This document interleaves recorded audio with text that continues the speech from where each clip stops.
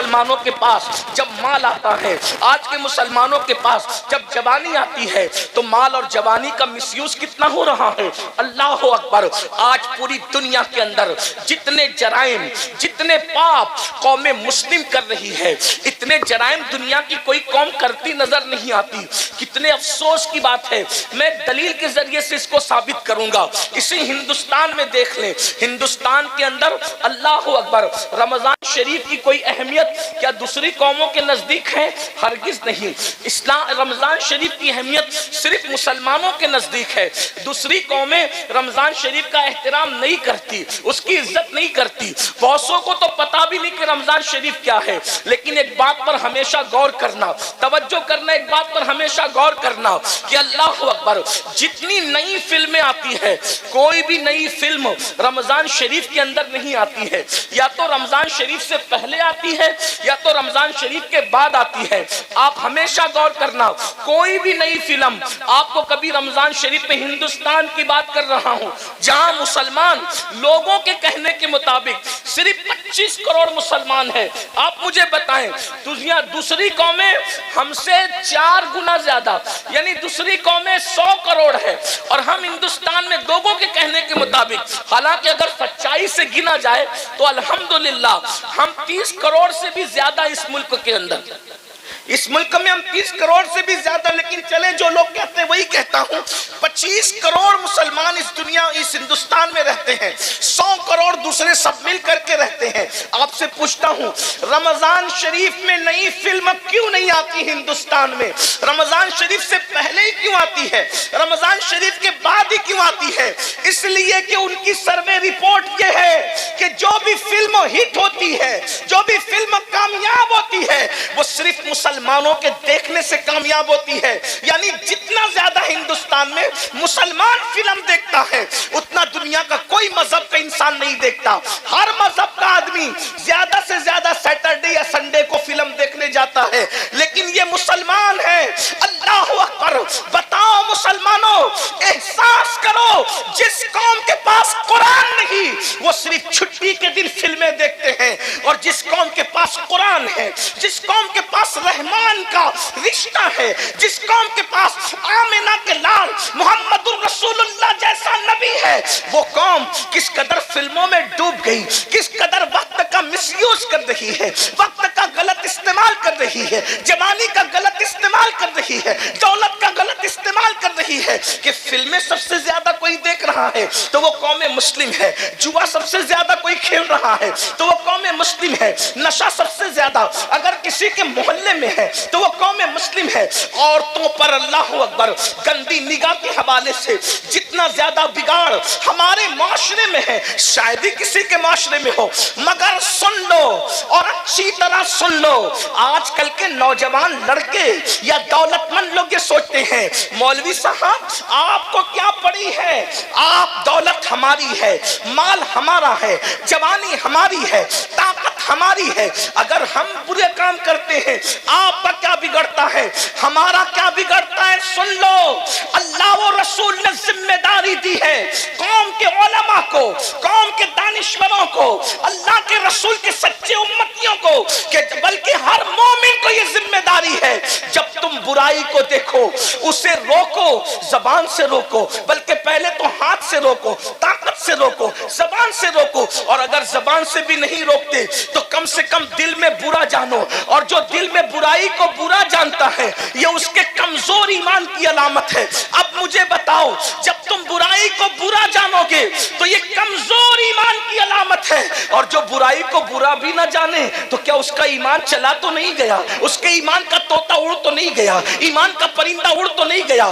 اب مجھے بتاؤ میرے بھائیوں، آپ کہتے ہیں مال میرا ہے، تکلیف آپ کو کیا ہے، جان میری ہے، تکلیف آپ کو کیا ہے؟ تو سن لو، اچھی طرح سن لو، کنویں میں گرنے والے کو بچانے کی ذمہ داری دیکھنے والے پر ہے کہ نہیں ہے؟ سڑک حادثے میں اگر کوئی بس سے ٹکرانے جا رہا ہو تو بولو بچانا اخلاقی فریضہ ہے کہ نہیں ہے؟ ارے نادان، بس سے ٹکرائے گا تو اتنا نقصان نہیں ہوگا، اللہ اکبر، کنویں میں گرے گا اتنا نقصان نہیں ہوگا، لیکن اللہ رب العزت کی نافرمانی کرے گا تو اتنا بڑا نقصان ہوگا کہ اس نقصان سے تجھے کوئی आओ आपको बताऊं, दौलत और जवानी का मिस यूज करने वालों, गलत इस्तेमाल करने वालों, वो अल्लाह है ताकत वाला, कुव्वत वाला, जो देना जानता है तो छीनना भी जानता है। दौलत के नशे में खुदा की नाफरमानी करने वालों, जवानी के नशे में अल्लाह की नाफरमानी करने वालों, मेरा अल्लाह इरशाद फरमाता है, इन्ना बत्श रब्बिका लशदीद, तेरे रब की पकड़ बड़ी सख्त है, तेरे रब की पकड़ बड़ी सख्त है। सुन लो, ये दुनिया के अंदर जो बड़ी बड़ी खबीस बीमारियां आती है वो गुनाहों की वजह से आती है। आज कितने जवान देखते ही देखते कैसी कैसी बीमारियों का शिकार हो रहे हैं, उसकी वजह गुनाह। जहां गुनाह है वहां फना है। जे दौलत के नशे में शादियों में लोग नाचते हैं, लोग शराब पीते हैं, शराब तकसीम होती है, आज आपके यहाँ नहीं होती होगी लेकिन मैं हिंदुस्तान भर की बात कर रहा हूं। रथ जगहों में शराब बांटी जाती है, दूल्हे के बाप को दुल्हन के बाप को शर्म नहीं आती? जिस शादी की शुरुआत शराब से की जाए उसमें अल्लाह की रहमतों का नुज़ूल कैसे होगा? लोग कहते हैं कि हाथों से मेहंदी नहीं छूटती और घरों में जिक-जिक शुरू हो जाती है। जो शादी में अल्लाह के रसूल का दिल दुखाया जाए, जिस शादी में मुस्तफा जाने रहमत के दिल पे नश्तर लगाए जाए, बताओ क्या उस शादी के अंदर कभी बरकत हो सकती है? जरा गौर तो कीजिए, कभी सोचिए तो सही।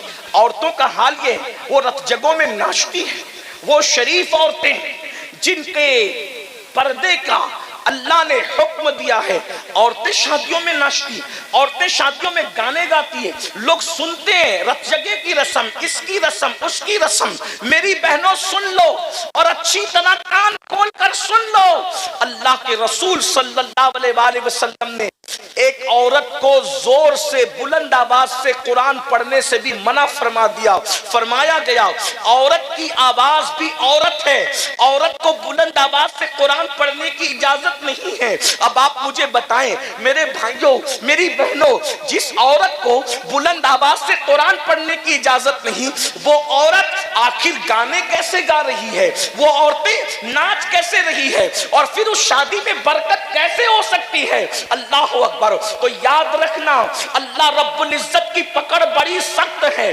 और जब अल्लाह किसी पे पकड़ करता है उसके गुनाह की वजह से, तो दुनिया की कोई ताकत बचा नहीं सकती। मेरे भाइयों, आज लोगों का ये जहन बनता जा रहा है, अरे मौलाना आखिरत में जो होगा देखा जाएगा। मेरे भाई, अल्लाह आखिरत में जो पकड़ करेगा वो तो करेगा, गुनाह की वजह से दुनिया में भी अल्लाह पकड़ करता है।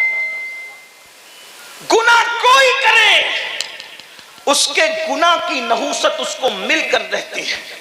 एक बुजुर्ग फरमाते हैं, जब रात को मुझसे कोई गुनाह होता है तो सुबह उस गुनाह का असर मेरे बच्चों में मुझे नजर आता है, मेरी सवारी में मुझे नजर आता है। लोगों ने पूछा वो क्या? कहा रात को अगर मैं गुनाह करता हूं तो सुबह मेरी औलाद मेरी नाफरमानी करती है, सुबह मेरी सवारी मेरी नाफरमानी करती है। पता चला औलाद गद्दार यूं ही नहीं होती, हर औलाद को माँ बाप से प्यार होता है। जब तुम अल्लाह से गद्दारी करते हो तो अल्लाह तुम्हें सदमे देने के लिए बतौर अजाब तुम्हारी औलाद को तुम्हारा गद्दार बना देता है। वरना लोग आज कितना पढ़ा रहे हैं, ये पढ़ा रहे हैं, वो डिग्री दिला रहे हैं, लेकिन बताओ कल के अनपढ़ बच्चे, कल के जाहिल बच्चे माँ बाप के जितने वफादार थे, क्या आज के पढ़े लिखे बच्चे उतने वफादार हैं? लोग कहते हैं बच्चे पढ़े लिखे नहीं है इसलिए बेवफा है। मैंने कहा 50 साल पहले इतनी बड़ी डिग्रियां थी नहीं मुसलमानों के पास बज़ाहिर, फिर भी बच्चे वफादार थे। वजह क्या थी? उनके माँ बाप खुदा के वफादार थे, अल्लाह ने औलाद को उनका वफादार बना दिया था। आज माँ बाप बच्चों को डिग्रियां भी दिला रहे हैं, इंग्लिश भी पढ़ा रहे हैं, डॉक्टर भी बना रहे हैं, वकील भी बना रहे हैं, इंजीनियर भी बना रहे हैं, फिर क्या हो रहा है? लेकिन अल्लाह के वफादार नहीं है माँ बाप। तो जो माँ बाप अल्लाह के वफादार नहीं, अल्लाह ने उनकी औलाद को उनका गद्दार बनाया है, अल्लाह ने उनकी औलाद को उनका बागी बनाया है, ताकि तुम्हें अल्लाह सदमे दे और तुम्हें बतौर अजाब ये बताए, इन ان بطش ربک لشدید، یاد رکھنا اگر اللہ پہاڑ تم پر گرا دیتا تو تم کو اتنی تکلیف نہ ہوتی جتنی اولاد کے ستانے سے انسان کو تکلیف ہوتی ہے۔ یہ بڑی بڑی بیماریاں یہ کس وجہ سے ہے؟ یہ اللہ کی نافرمانی کی وجہ سے ہے، یہ خدا کی نافرمانی کی وجہ سے ہے۔ دیکھو اپنے دلوں میں ٹٹول کر سوچو، اتنا بڑا مجمع ہزاروں کا ہے، بھائیوں کی بھی توجہ، بہنوں کی بھی توجہ، ارے ڈلپ کے اللہ اکبر نرم نرم گدوں پر سوتے ہو، لیکن بتاؤ کیا دلوں کو سکون ہے؟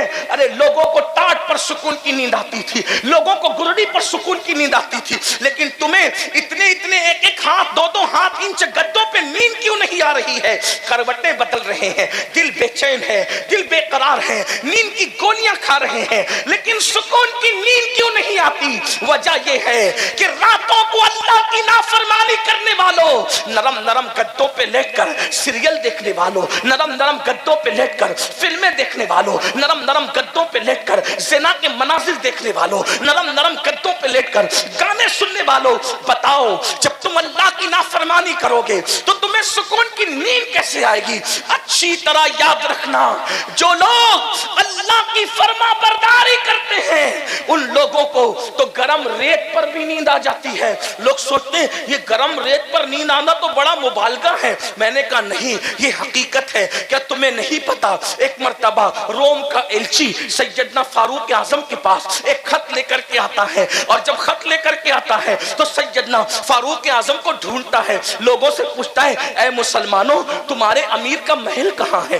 تمہارے امیر کا محل کہاں ہے؟ مسلمان کہتے ہیں جو ہمارا امیر ہے وہ محلوں میں نہیں رہتا، جیسے جھوپڑوں میں ہم رہتے ہیں ویسی مٹی کے جھوپڑے میں وہ بھی رہتا ہے۔ تو کہا وہ ملے گا کہاں؟ کہا اتفاق سے ابھی گھر میں بھی نہیں ہوگا ہمارا امیر، وہ اپنی بکریوں کو لے کر اپنے اونٹوں کو لے کر جنگل میں گیا ہے اور وہ بکریاں چرا رہا ہوگا۔ وہ کہاں ہوگا؟ وہ فلاں جنگل میں ہوگا۔ اندازہ فرمائے میری قوم کے جوانوں، نرم نرم گدوں پہ سسکیاں لینے والوں، کاروبار کے لیے تڑپنے والوں، بزرگوں سے تعویذ کا مطالبہ کر کے اپنی تقدیر کو سنوارنے کی کوشش کرنے والوں، بڑی معذرت کے ساتھ کسی ولی کا تعویذ ہماری قسمت کو سدھار نہیں سکتا جب تک ہم اللہ کی نافرمانی کرتے رہیں گے، جب تک ہم پاپ کرتے رہیں گے، جب تک ہم جرائم کرتے رہیں گے۔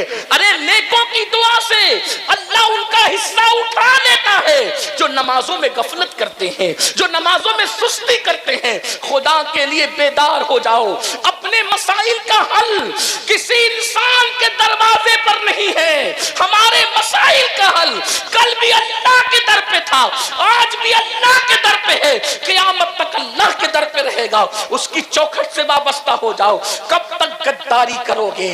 کب تک بے وفائی کرو گے؟ کب تک نافرمانی کرو گے؟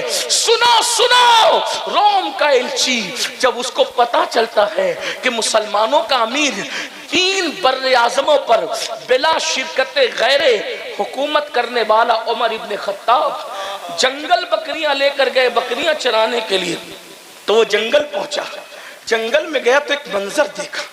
یہ منظر کیا تھا؟ دیکھ، کھلے آسمان کے نیچے ایک درخت ہے، اور اس درخت کے نیچے مسلمانوں کا امیر 3 بر اعظموں پہ حکومت کرنے والا اپنے ہاتھ کا تکیہ بنا کر ریت پہ سو رہا ہے، ریت پہ سو رہا ہے۔ اس نے دیکھا، اس کو حیرت ہوئی کہ میرے بادشاہ لوگ نرم نرم گدوں پر محلوں میں باڈی گارڈ کے پہروں میں سکون سے سو نہیں پاتے، یہ اکیلے چین سے سو رہا ہے۔ اس کو یوں لگا اگر میں اس کا قصہ تمام کر دوں تو مجھے کتنا انعام ملے گا۔ جیسے یہ سوچا فاروق اعظم نے کروٹ لی، باروب چہرہ آنکھوں کے سامنے آیا، لرز گیا، آنکھیں کھول کے پوچھی کیا بات ہے؟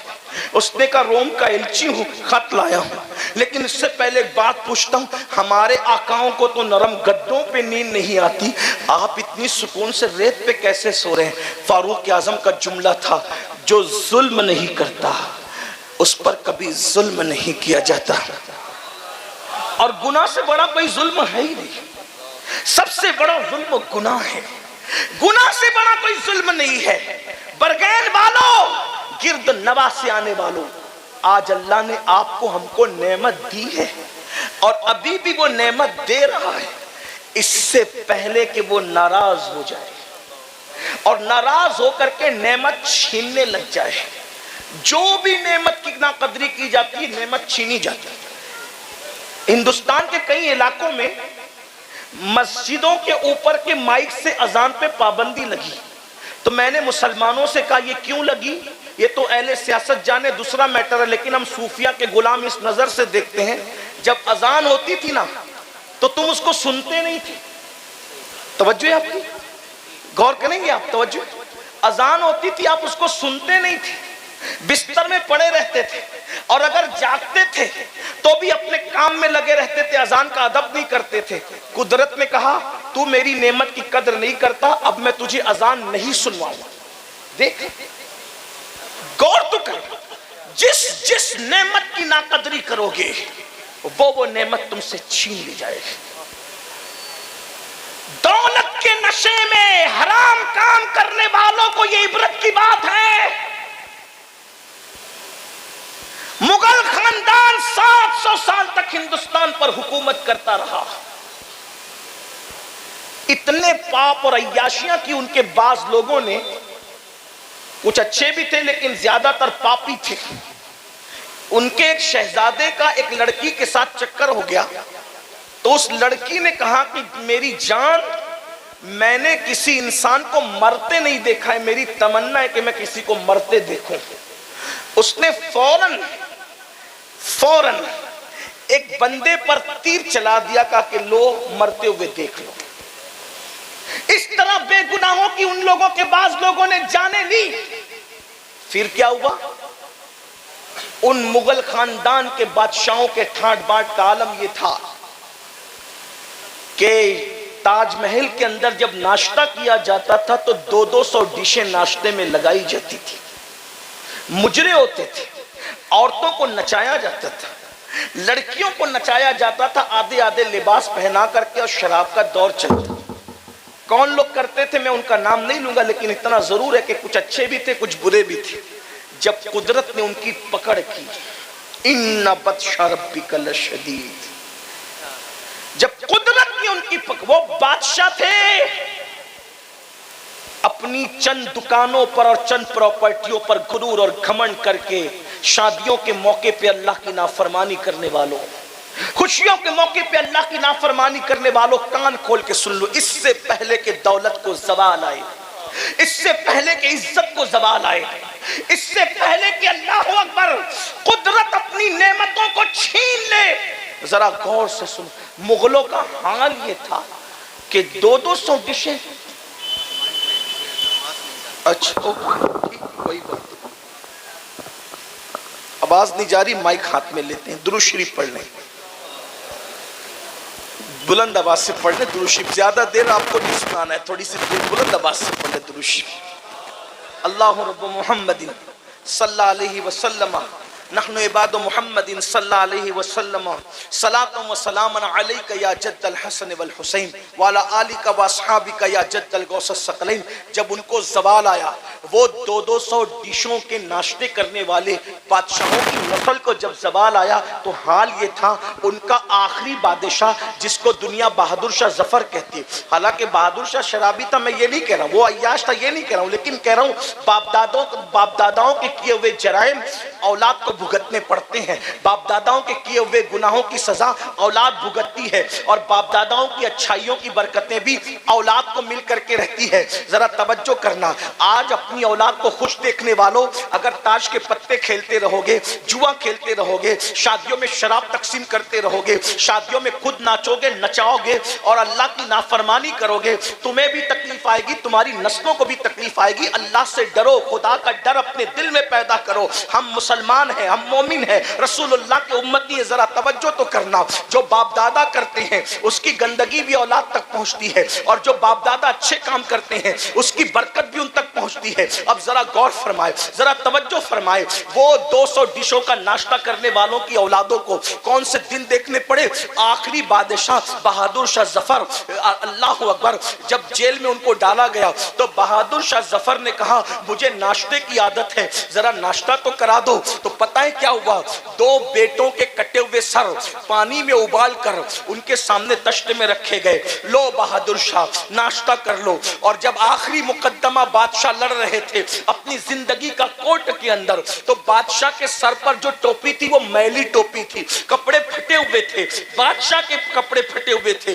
دنیا نے یہ عبرت انگیز تماشا دیکھا، اللہ اکبر، 700 سال تک کی جن کی حکومتوں کا سورج کبھی غروب نہیں ہوا، جن کے کر و فر کا عالم یہ تھا، بہنوں کی بھی توجہ، جن کی عورتوں کو دودھ اور چندن سے نہلایا جاتا تھا، جن کی عورتوں کو شادی میں اور خوشیوں کے موقع پہ بالوں بال موتی پروئے جاتے تھے۔ ہاں ہاں، کچھ عورتیں تو مغلوں کی ایسی تھی، روزانہ ان کے نہانے کے لیے ہر دن نیا حمام بنایا جاتا تھا، نیا حوض بنایا جاتا تھا۔ جب مغلوں کی عورتیں چلتی تھی تو صرف ان کے کپڑوں کو زمین پر وہ نہ لگ جائیں، ان کے دوپٹے اور ان کے دامن کو اٹھانے کے لیے درجنوں کنیزیں پیچھے پیچھے چلا کرتی تھی۔ میری بہنوں یاد رکھو، یہ عیاشیاں کی گئی تھی دولت کی بنیاد پر، یہ عیش کیے گئے تھے، خدا کو بھلا دیا گیا تھا۔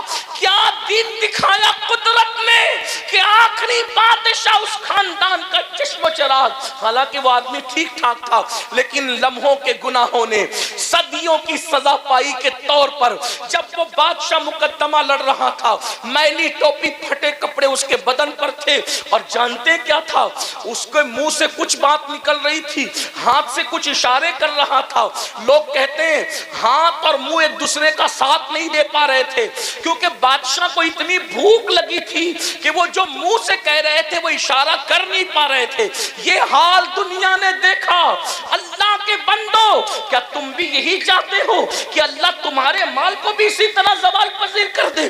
جب بادشاہوں کو یوں زوال پہ لاتا ہے تو کیا تم عروج کی توقع رکھتے ہو، عروج کی تمنا رکھتے ہو؟ ابھی میں نے کہا کہ باپ دادا نیک ہوتے ہیں تو اس کی بھی برکتیں اولاد کو ملتی، اور پاپی ہوتے ہیں تو اس کی نوسط بھی اولاد کو ملتی ہے۔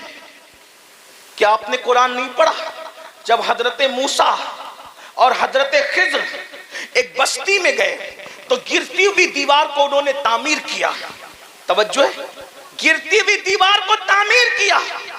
تو حضرت موسیٰ علیہ السلام کو حضرت خضر نے یہی کہا، کیا کہ ان کا باپ نیک تھا؟ مفسرین کہتے ہیں، بعض لوگ کہتے ہیں 10واں دادا نیک تھا، بعض لوگ کہتے ہیں 14واں دادا نیک تھا، بعض لوگ کہتے ہیں 22واں دادا نیک تھا۔ مجھے بتاؤ، 22واں دادا نیکی کرے، 10واں دادا نیکی کرے، 14واں دادا نیکی کرے تو نیچے نیچے اولاد تک اس کو برکتیں نصیب ہوتی ہے۔ ارے اگر تم بھی نیکی کرو گے تو کیا اللہ اس کی برکتیں تمہیں عطا نہیں فرمائے گا، تمہاری نسلوں کو عطا نہیں فرمائے گا؟ کیا نہیں دیکھتے کسی خاندان میں اتنے ولی کبھی پیدا نہیں ہوئے جتنا مولا علی کی خاندان میں ولی پیدا ہوئے؟ اس کی وجہ یہ ہے کہ اس خاندان کی خاتون جسے دنیا سیدہ طیبہ طاہرہ عابدہ زاہدہ راکعہ ساجدہ نقیہ تقیہ زکیہ ام ابیہا فاطمہ الزہرا کہتی ہے، انہوں نے اتنی نیکی اختیار کی کہ ان کی نیکی کی برکت اللہ قیامت تک ان کی نسلوں کو عطا فرمائے۔ دیکھ رہے ایک خاتون کی نیکی کی برکت نے پوری نسل کو جہنم سے بچا لیا، پوری نسل کو۔ آقا ارشاد فرماتے ہیں اللہ نے فاطمہ کی اولاد پر جہنم کی آگ کو حرام کر دیا۔ ایک ماں اگر نیک ہو جائے، توجہ، ایک ماں اگر نیک ہو جائے تو قیامت تک اس کے سارے بچے جنتی ہو جائیں۔ توجہ، یہ حدیث ہے، یہ حدیث اہل سنت کی کتب میں ہے کہ فاطمہ الزہرا نے اتنا تقوی اختیار کیا کہ قیامت تک اس کی اولاد پر جہنم حرام ہو گئی۔ اسی لیے جو عند اللہ سادات ہیں، عند اللہ، اس وقت تک انہیں موت نہیں آئے گی جب تک وہ سچی توبہ نہ کر لیں۔ عند اللہ کی بات کر رہا ہوں، عند الناس تو بہت ہے، عند اللہ کی علماء سے پوچھنا یہ عند اللہ کا مطلب کیا ہوتا ہے؟ یہ عند اللہ اتنا نازک ہے کہ اس پہ گفتگو کروں تو بہت سارے لوگ ناراض ہو سکتے ہیں، لیکن آپ کو علماء سے پوچھنا کہ عند الناس تو بہت، عند اللہ جو سادات، اور جو عند اللہ ہے نا پھر ان کو دیکھ کر بھی خدا یاد آتا ہے۔ ان کی سادگی جدا ہے، ان کے چہرے جدا ہیں، ان کا انداز جدا ہے۔ اور بیرگین والوں کو تو کہیں دور جانے کی ضرورت ہی نہیں ہے، جا کے میرے مہریرا کے سرکاروں کی زیارت کرنا۔ ارے آج رونقوں کا یہ عالم ہے تو آل رسول احمدی کے زمانے میں رونقوں کا عالم کیا ہوگا؟ سرکار ابو الحسین احمد نوری کے زمانے میں رونقوں کا عالم کیا ہوگا؟ حضور اچھے میاں کے دور میں ان کے کردار کی اچھائیوں کا عالم کیا ہوگا؟ کہ وقت کا مجدد کہتا ہے کہ تیرے پلے میں اچھوں کا میاں آیا، وہ اچھے میاں آیا۔ ناموں سے رضا کے اب مٹ جاؤ گناہگار، ناموں سے درود شریف پڑھ لیں۔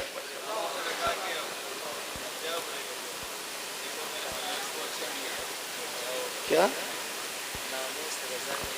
ناموں سے رضا کے اب مٹ جاؤ برے کاموں، وہ میرے پر وہ اچھے میاں آیا، اور وہ اچھے میاں کے آیا بلکہ اچھوں کا میاں آیا۔ وہ نیک نام بھی ہے، نیک کام بھی۔ اور بھائیوں، لوگ دوسروں کا مال ہڑپ کر جاتے ہیں، ہمارے اچھے میاں سرکار ایسے تھے کہ لوگوں کو کھلانے کے لیے دسترخوان اتنے دور تک لگاتے تھے کہ لوگوں کی نگاہیں کام کرنا بند کر دیتی۔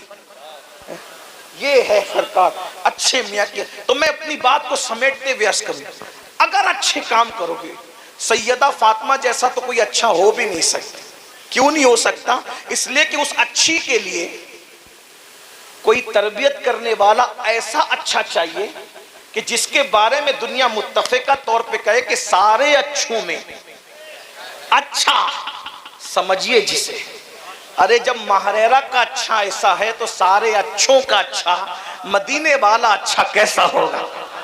کہتے ہیں سارے اچھوں میں اچھا سمجھیے جسے، ہے اس اچھے سے اچھا ہمارا نبی۔ سارے اونچوں میں اونچا سمجھیے جسے، ہے اس اونچے میں اونچا ہمارا نبی۔ بجھ گئی جس کے آگے سبھی مشعلیں، شمع وہ لے کے آیا ہمارا نبی۔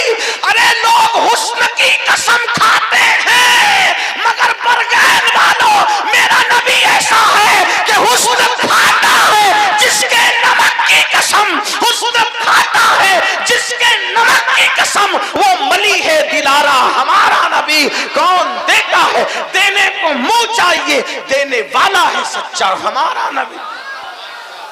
فاطمہ الزہرا اچھی کے لیے تربیت کوئی کرنے والا ایسا اچھا چاہیے جسے دنیا محمد الرسول اللہ کہتی ہے۔ اور اب کوئی محمد الرسول اللہ پیدا، اس لیے فاطمہ الزہرا بھی اب کوئی پیدا۔ ارے یہ سیدہ فاطمہ کیا ہے؟ ہماری کتابوں میں لکھا ہوا ہے کہ جس دن سیدہ کی ولادت ہوئی، جس دن، توجہ کرنا، وہ جب دنیا سے گئی تب تو بہت بلندی تھی، جس دن صرف پیدا ہوئی تھی، توجہ ہے آپ کی، اس لیے کہ آپ نے شادی خانہ آبادی کے ساتھ ذکر شہید کربلا بھی رکھا۔ لیکن ایک مشورہ دوں گا، اگر ہو سکے تو شادی کے موقع پر کربلا کا نام شامل نہ کیا کریں۔ جب کربلا ہو تو شادیاں نہ ہو، اور جب شادیاں ہوں تو کربلا، اس کا خیال کریں۔ ہاں ذکر امام حسین کر دیجیے، جشن امام حسین کر دیجیے، لیکن اس میں کربلا، اس لیے جب کربلا آئے گا تو ہمارے جذبات پھر ہمارے قابو میں نہیں رہتے، اس کا آئندہ خیال رکھنا۔ لوگ جشن شہید بھی، لوگ جشن شہید کربلا ہی مناتے۔ میں نے کہا اللہ اکبر، شہیدوں کا کیا جشن ہوتا ہے؟ یاد منایا کریں، تھوڑا اس پہ توجہ کریں۔ حالانکہ علماء نہیں کرتے ایسے، پبلک ان کے مشورے کے بغیر کرنے لگتے تو ہو جاتا ہے۔ چلیں چھوڑے اس کو۔ بات کیا کر رہا تھا میں، ورنہ اسی میں بات طویل ہو جائے گی، اس عنوان کو چھوڑ دے بھی۔ کیا کہہ رہا تھا میں کہ جس دن سیدہ کی ولادت، ہماری کتابوں میں ہے کہ پورا مکے کا افق نور سے بھر گیا۔ اہل سنت کی کتب میں ذمہ داری میری ہے۔ اور جس دن آپ پیدا ہوئی ہیں اس دن جبریل آ کر کہتے ہیں یا رسول اللہ، اللہ آپ کو بھی سلام کہتا ہے اور آپ کی شہزادی فاطمہ کو بھی سلام کہتا ہے۔ جس دن پیدا ہوئی اس دن سلام آیا ہے۔ غور فرمائیں، جس دن پیدا ہو اس دن عرش سے سلام آتا ہے۔ یہ سیدہ پاک کی ذات ہے۔ ان جیسا کوئی متقی تو ہو بھی نہیں سکتا، لیکن کم سے کم اگر مائیں اتنی متقی ہو جائے کہ وہ گانا سننے سے رک جائے، وہ سیریل دیکھنے سے رک جائے، وہ فلم دیکھنے سے رک جائے، تو میں کہتا ہوں کہ کم سے کم 1-2 نسل تک تو برکت باقی رہے گی۔ ایک بات آپ کو بتاؤں، ماؤں کا تقوی بچوں کو بہت متاثر کرتا ہے۔ آپ نے سنا ہوگا، ایک بات میں آپ کو بتاؤں کس طرح بچوں کو متاثر کرتا ہے۔ آج ہماری مائیں جو بچوں کو نہ نمازی بنا پاتی ہے، نہ وضو سکھا پاتی ہے، نہ غسل سکھا پاتی، لیکن ہمارے مرشد، چونکہ ماررہ شریف کے قریب میں بیٹھا ہوں تو مجھے اس وقت ماررہ یاد آ رہا ہے، ماررہ شریف، وہاں کے جد اعلیٰ مورث اعلیٰ حضرت میر عبدالواحد بلگرامی ہیں۔ انہوں نے اپنی کتاب سبع سنابل شریف میں ایک واقعہ لکھا ہے، جس کے مفہوم کو میں اپنے الفاظ کے جامع میں پیش کر کے آپ کو سناؤں کہ ماں کتنا بڑا کردار ادا کر سکتی ہے۔ دراصل آج جو بچیاں بھاگ رہی ہیں، بچے زانی بن رہے ہیں، بچے شرابی بن رہے ہیں، بچے جواری بن رہے ہیں، اس میں ماں باپ کا بڑا عمل دخل ہے کہ ماں باپ اولاد کی تربیت نہیں کر پا رہے، ماں باپ اولاد کو ٹائم نہیں دے پا رہے، ماں باپ اولاد کو سدھار نہیں۔ بھائیو، سدھرے ہوئے ماں باپ کی اولاد کبھی کبھی بگڑ جاتی ہے، تو جن کے ماں باپ خود بگڑے ہوئے ہوں گے ان کی اولاد کا حال کیا ہوگا؟ ذرا سوچو تو صحیح، ذرا غور تو کرو۔ اور جب یہ اولاد بڑی ہو کر کے غدار بنے گی، دکھی کرے گی آپ کو تکلیف پہنچائے گی، آپ کو اذیت پہنچائے گی، تب آپ پچھتاؤ گے، لیکن اس وقت تو پچھتانے سے کام نہیں بنے گا۔ تو میں جو عرض کر رہا تھا، ایک ذات ہے دنیا کے اندر جسے فرید ملت و دین کہتی ہے، فرد فرید کہتی ہے، فرید العصر کہتی ہے۔ ان کا نام تھا مسعود، اور ہم لوگ ان کو کیا کہتے ہیں؟ بابا فرید الدین گنج شکر۔ بابا فرید جیسا ولی سلسلہ چشتیہ کے اندر ایک انفرادی حیثیت رکھتا ہے۔ سرکار غریب نواز نے ان کے بارے میں کہا کہ میرا فرید ولیوں میں شہباز ہے، شہباز۔ اے قطب الدین، تو نے ایسے شہباز کا شکار کیا ہے کہ اس کی وجہ سے قیامت تک تیرا نام زندہ رہے گا۔ یہ بابا فرید ہے۔ بابا فرید کے 2 لال ہیں، ایک کو نظام ملت بدین محبوب الہی کہتے ہیں، اور صابر کلیر مخدوم علاء الدین صابر کہتے ہیں۔ اللہ اکبر، خود کا جنازہ جو پڑھائے وہ مرید ہے میرے بابا فرید کا۔ اللہ اکبر، غور کریں، جب مرید کی یہ شان ہے تو بابا فرید کی شان کا عالم کیا ہوگا؟ بلکہ سرکار قطب الدین کہا کرتے تھے، قیامت کے دن اللہ مجھ سے پوچھے گا کہ قطب تو میرے لیے کیا تحفہ لایا ہے، تو میں فرید الدین کو پیش کر دوں گا۔ لیکن آئیے اس فرید الدین کو فرید الدین بنایا کس نے ہے؟ فرید الدین کو فرید الدین مدرسے نے نہیں، خانقاہ نے نہیں، فرید الدین کو فرید الدین کس نے بنایا؟ ذرا توجہ کریں، میں اپنی بہنوں کی توجہ چاہتا ہوں۔ میری بہنوں، کب تک کے میک اپ پر اپنا وقت خرچ کرو گی؟ میری بہنوں، کب تک زیورات کی محبت میں ڈوبی رہو گی؟ میری بہنوں، کب تک مال اور کپڑوں کی محبت میں ڈوبی رہو گی؟ اپنی اصلاح کرو، سیدہ فاطمہ الزہرا کی زندگی پڑھو۔ بلکہ اللہ نے جن عورتوں کو دولت دی ہے وہ بیوٹی پارلر تک جا کر کے میک اپ کرانے کے لیے جاتی ہے، دلہنوں کو سجانے کے لیے بیوٹی پارلر میں بھیجا جاتا ہے۔ یہ بدعت رائج ہو گئی ہے ہمارے معاشرے میں۔ میں پوچھتا ہوں میرے بھائیوں، تمہاری غیرت کہاں گئی؟ اللہ اکبر، کافروں سے، مشرکوں سے، اجنبی مردوں سے اپنی بیٹیوں کو سجانے کے لیے بھیج رہے ہو، مہندی لگانے کے لیے، مہندی قلبوں میں بھیجا جائے۔ ہنسنے کی بات نہیں، یہاں وہ نوجوان بھائی کہاں گئے؟ ان کی غیرت کہاں مر گئی؟ ارے جب ایک عورت، جوان عورت اپنے نبی کے ہاتھ میں اپنا ہاتھ نہیں دے سکتی، علم والوں کی توجہ چاہتی، کبھی غیرت سے کام نہیں۔ اللہ کے رسول سید المعصومین ہے، سید المعصومین۔ جب عورتیں ان کے پاس آ کے کہتی ہیں یا رسول اللہ ہم آپ سے مصافحہ کرنا چاہتے ہیں، مرد تو آپ سے مصافحہ کرتے ہیں، ہاتھ چومتے ہیں، عورتوں کو بوسے دیتے ہیں، ہم آپ سے مصافحہ کرنا چاہتے ہیں، آقا نے فرمایا لا افصح من النساء، میں عورتوں سے مصافحہ نہیں کرتا۔ جب ایک جوان عورت اپنے نبی کے ہاتھ میں ہاتھ نہیں دے سکتی، اپنے نبی، اتنے پاکیزہ پوتر نبی، ساری پوترتا جن کے قدموں کا صدقہ ہے، ارے جن کی اولاد کے لیے آیہ تطہیر نازل ہو رہی ہے، اس نبی کی تطہیر کی شان کا عالم کیا ہوگا؟ اس نبی کی پاکیزگی کا عالم کیا ہوگا؟ ان کی پوترتا کا عالم کیا ہوگا؟ جس کے دروازے کی دربانی سید الملائکہ جبریل امین کرتے ہیں، اس نبی کی پاکیزگی کا عالم کیا ہوگا؟ تیرے در کا درباں ہے جبریل اعظم، تیرا مدح خواہ ہر رسول و ولی ہے۔ غور کریں، اتنے پاکیزہ اور عظیم نبی جن کا کرتا بھی کبھی ان کے بدن پہ میلا نہیں ہوا، جن کا کرتا بھی ان کے بدن پہ کبھی میلا نہیں ہوا، جن کا چہرہ کبھی غبار آلود نہیں ہوا، جن کی زلفیں کبھی بکھری نہیں، ایسے نبی کے ہاتھ میں کسی اجنبی عورت کا ہاتھ، میرے آقا فرماتے ہیں میں نہیں لیتا، میں عورتوں سے مصافحہ نہیں کرتا۔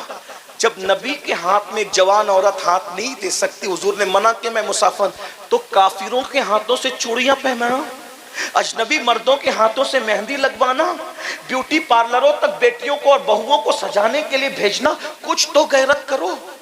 اسلام کہاں ہے؟ دین کہاں ہے؟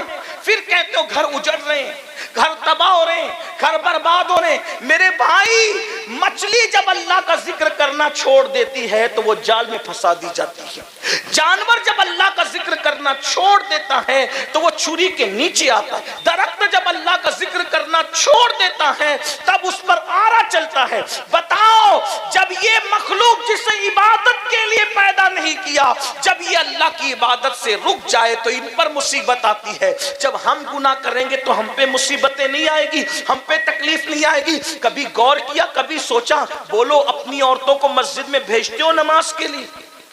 کتنے لوگ بھیجتے ہو؟ ہاتھ اٹھاؤ۔ کوئی بھیجتا ہے اپنی بیوی کو نماز کے لیے، کوئی بھیجتا ہے اپنی بیٹی کو نماز کے لیے، کوئی بھیجتا ہے اپنی بہن کو نماز کے لیے۔ غیرت کہاں مر گئی سنیو؟ جب ہمارے گھر کی عورتیں سب سے اعلیٰ جگہ، سب سے افضل جگہ جسے مسجد کہتے ہیں، اللہ کا گھر کہتے ہیں، جب ہم اپنی عورتوں کو مسجد میں نہیں بھیج سکتے عبادت کے لیے، تو میک اپ کے لیے بیوٹی پارلروں میں کیسے بھیج سکتے ہیں؟ مہندی لگانے کے لیے مہندی کلبوں میں کیسے بھیج سکتے ہیں؟ میں سجانے کے لیے منع نہیں کرنا ہوں، میں سنوارنے کے لیے منع نہیں کرنا ہوں، لیکن اتنا پوچھنا چاہتا ہوں، مہندی لگانے عورتوں سے لگاؤ، اگر میک اپ کروانے عورتوں سے کرواؤ۔ اسلام نے میک اپ کے لیے منع نہیں کیا، سنگھار کے لیے منع نہیں کیا، ہمارا اسلام تو اجازت دیتا ہے، بلکہ یہاں تک فرمایا ایک عورت اگر شوہر کے لیے سنورتی ہے تو اللہ اس کو نفل پڑھنے سے زیادہ ثواب عطا فرماتا ہے۔ لیکن میری بہنوں کو کون سمجھائے؟ اپنی آخرت کو تباہ نہ کرو، اپنی آخرت کو برباد نہ کرو، اللہ کا عذاب سخت ہے۔ اگر ایک گناہ کی ایک سزا اللہ سارے پہاڑوں پہ ڈال دے تو سارے پہاڑ مل کر بھی اللہ کا ایک عذاب کو برداشت نہیں کر سکتے، ایک عذاب کو اٹھا نہیں سکتے۔ بتاؤ پھر اپنے ہزاروں گناہ کی سزا کیسے اٹھاؤ گے؟ میری بہنوں سے خاص آپ سے پوچھتا ہوں، ارے جب مکھی مچھر کا ڈنگ برداشت نہیں کر سکتے تو اللہ کا عذاب کیسے برداشت کر سکو گے؟ ارے جب چوہے کو دیکھ کر کے کھڑے نہیں رہ سکتے تو وہ بڑے بڑے اژدہے جو جہنم کے اندر تیار کیے گئے 70 سال لمبے اژدہے اور بکتی اونٹوں کی طرح موٹے موٹے اژدہے، بتاؤ ان کو کیسے برداشت کرو گے؟ ارے اپنے حمام کا گرم پانی اگر بدن پر آ جائے تو اس کی گرمی برداشت نہیں ہوتی، اگر زیادہ گرم ہو جائے تو جہنم کے دہکتے ہوئے شعلے کیسے برداشت کرو گے؟ قرآن کہتا ہے قُوا أَنفُسَكُمْ وَأَهْلِكُمْ نَارًا، اپنے آپ کو جہنم سے بچاؤ، اپنی اولاد کو جہنم سے بچاؤ۔ تو میں عرض کر رہا تھا، میری بہنوں خدا کے لیے رحم کرو، میرے بھائیوں خدا کے لیے رحم کرو۔ اتنا سوچ لو کہ ہم مسلمان ہیں، ہم نبی کے امتی ہیں، ہمارے لیے شریعت ہے، ہمارے لیے قرآن ہے، ہمارے لیے حدیث ہے۔ تو جو عرض کر رہا تھا، بابا فرید کا ذکر چھڑ گیا تھا اور اسی پہ بات مکمل کرنا چاہتا ہوں۔ سرکار بابا فرید الدین گنج شکر ابھی 15 سال سے بھی زیادہ کی عمر نہیں، کتنی عمر ہے؟ 15 سال سے زیادہ کی عمر نہیں ہے، اس سے کمی ہے۔ ابھی چہرے پہ داڑھی کے بال بھی نہیں نکلے، اس لیے کہ بابا صاحب 15 سال میں تو مرید ہو چکے تھے۔ یہ مرید ہونے سے پہلے کا واقعہ ہے۔ بابا صاحب کے چہرے پہ ابھی داڑھی کے بال نہیں نکلے، ابھی پڑھ رہے ہیں، طالب علمی کا دور ہے، ابھی پڑھائی جاری ہے آپ کی۔ ملتان میں پڑھائی کی، دلی میں پڑھائی کی، بہت پڑھا بابا صاحب نے، اتنا پڑھا کہ اپنے دور کے شیخ الاسلام کہلائے۔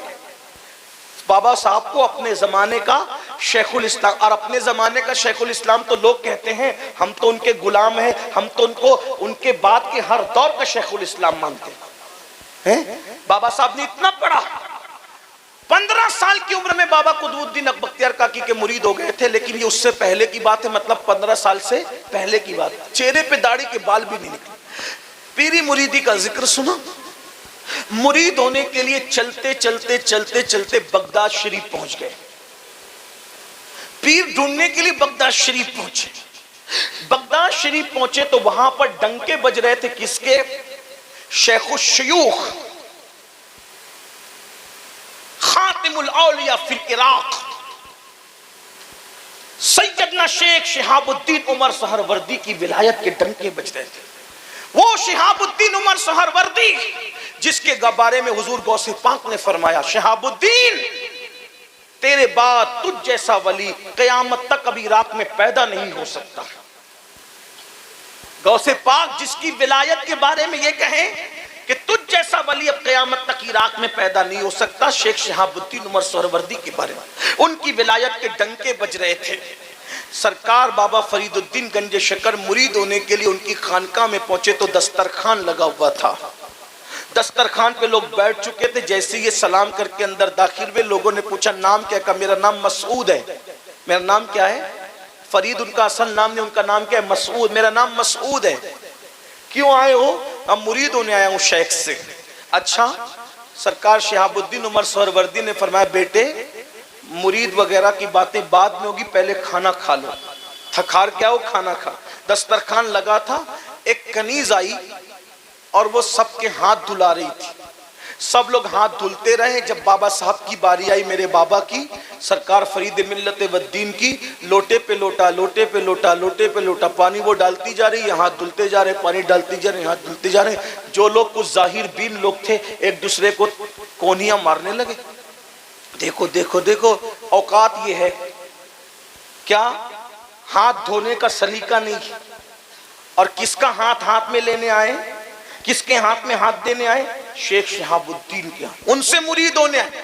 حیثیت یہ کہ ہاتھ نہیں دھو سکتے اور مرید ہونا ہے شیخ شہاب الدین عمر سہروردی کے. اس لیے کہ لوگ بہت جلدی میں فیصلے کرتے ہیں نا. کبھی کبھی اپنی محفلوں میں بھی ایسا ہوتا ہے، کوئی مقرر بیچارہ تھوڑا سا کچھ کوئی بات اس کی زبان سے کچھ نکل جائے تو لوگ فوراً کونیاں مارنے لگے، اشارے کرنے لگے. اللہ کے بندو انسان کی حقیقت پر نظر رکھو. سرکار بابا فرید الدین گنج شکر کا کچھ لوگوں نے مذاق اڑایا، اس کو ہاتھ دھونا نہیں آتا مرید ہونے آیا. کھانا ہو گیا. کھانے کے بعد جب ہاتھ دھلایا گیا جیسے نارمل سب نے ہاتھ دھلے، انہوں نے بھی نارمل دھل لیا. ارے کھانے سے پہلے تو ہاتھ صاف ہوتے ہیں، کم پانی میں ہاتھ دھلا جاتا ہے. کھانے کے بعد ہاتھ بھر جاتے ہیں، زیادہ پانی لگتا ہے. لیکن یہ عجیب بندہ ہے، اتنے لوٹے پہ لوٹے گنوا دیے اور کھانے کے بعد مختصر میں ہاتھ دھل لیا.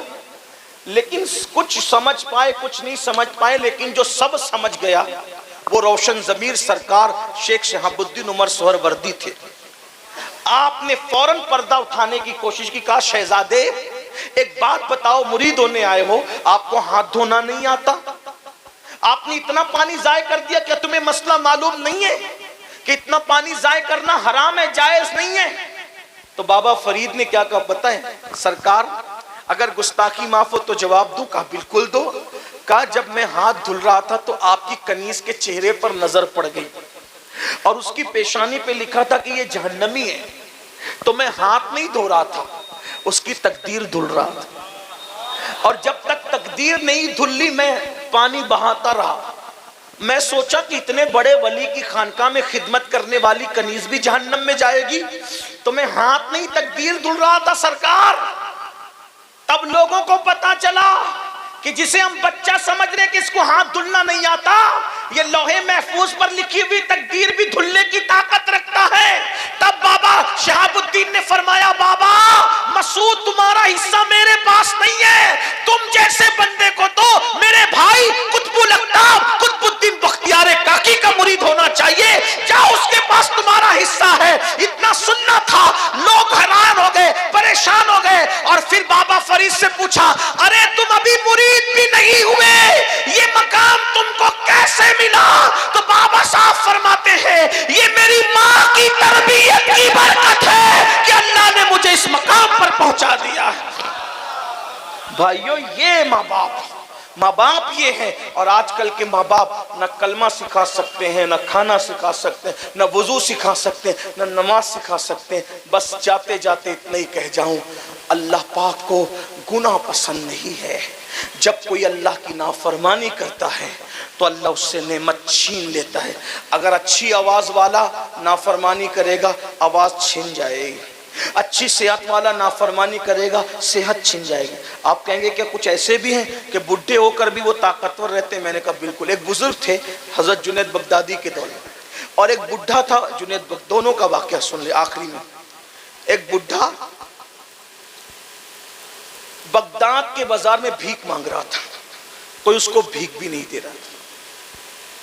میں اپنے جوانوں سے کہتا ہوں جب جوانی میں خدا کی نافرمانی کرو تو اللہ بڑھاپا اتنا دردناک دیتا ہے کہ لوگ موت مانگتے ہیں تو اللہ ان کو موت بھی نہیں دیتا۔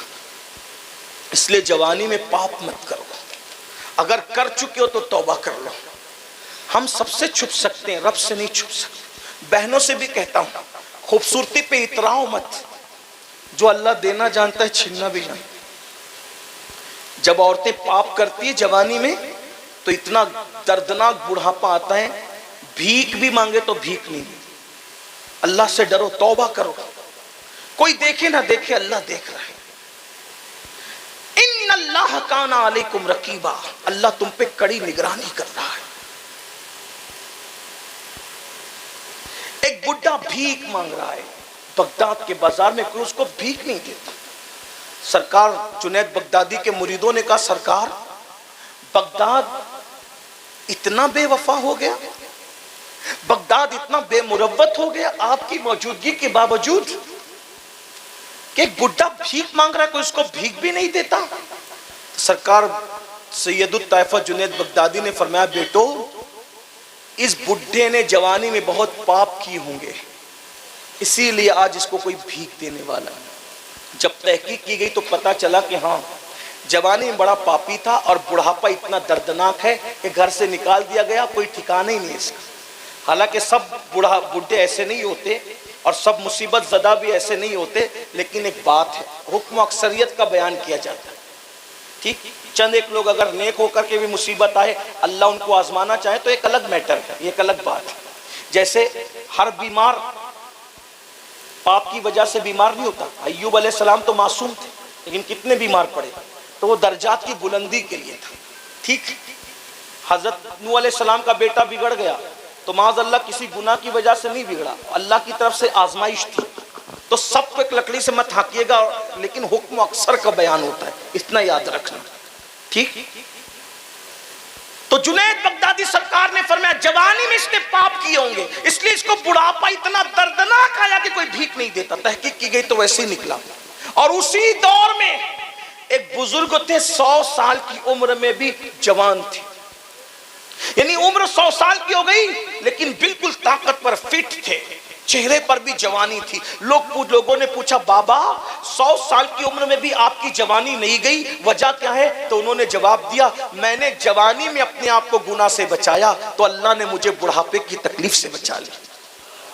یہ ہے نیکیوں کی برکت۔ اس لیے ماشاءاللہ شادی کے موقع پہ محفل ہے، میں اہل برگین سے اور جہاں سے بھی لوگ ہیں ان سے گزارش کرتا ہوں شادی ایسے کرو کہ لگے کہ یہ مسلمانوں کی شادی ہے، اس میں ڈھول نہ ہو، میوزک نہ ہو، ڈی جے نہ ہو، تاش کے پتے نہ ہو، نعت کی۔ اب لوگ یہ بھی کرتے ایک دن جلسہ کرائیں گے، یہ بھی فیشن ہو گیا، ایک دن نعتیہ محفل کرائیں گے، یہ بھی، پھر ڈی جے بھی بجائیں گے بعد میں لوگ ہم لوگوں کو فون کر کے کہتے ہیں آپ تو وہاں شادی میں آئے تھے وہ ڈی جے بجا رہا تھا، ہمیں تھوڑی پتا کہ اس کا پلان ڈی جے کا تھا۔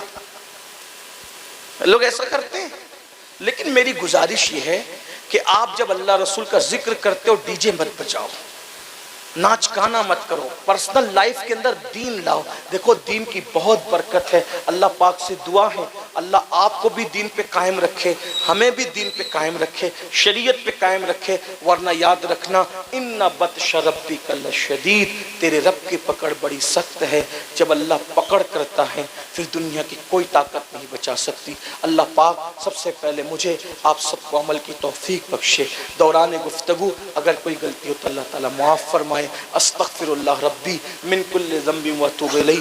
اتنی گرمی میں بھی اتنی دیر تک آپ پریشان بیٹھے رہے، مجھے سنتے رہے، میں دعا کرتا ہوں اللہ اس بیٹھنے کا آپ کو بہتر صلہ عطا فرمائے۔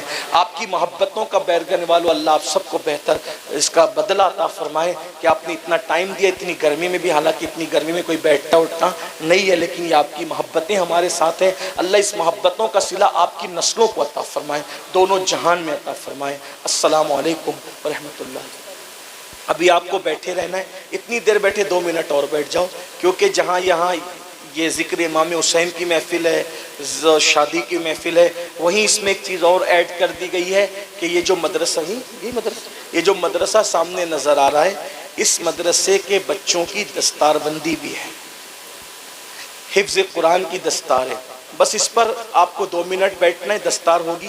یہ دیکھو سبحان اللہ، یہ بچے حافظ قرآن بنے، حافظ قرآن۔ اور جو حافظ قرآن بنتا ہے، اگر وہ قرآن کا حق ادا کرے تو مرنے کے بعد اس کے جسم کو قبر کی مٹی نہیں کھا سکتی، حافظ قرآن۔